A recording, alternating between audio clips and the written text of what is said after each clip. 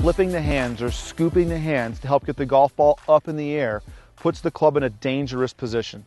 Let me explain more.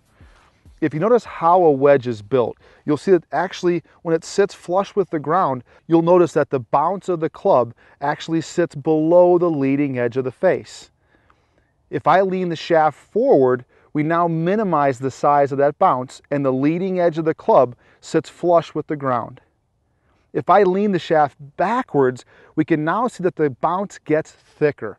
And as it gets effectively thicker, the leading edge now is much further off the ground.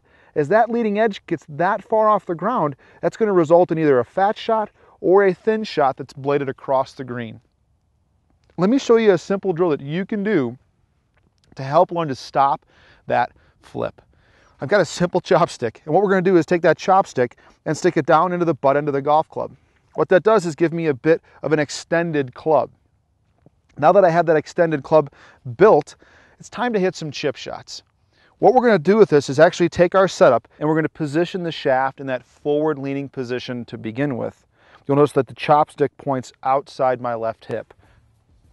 From here, as I make strokes, that chopstick has to remain pointed outside my left hip the entire time. If that chopstick points back to center, I know my hands have begun to flip.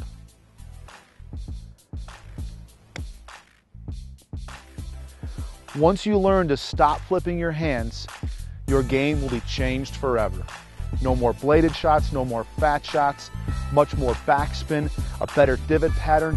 All kinds of things will change once you learn to stop that flip.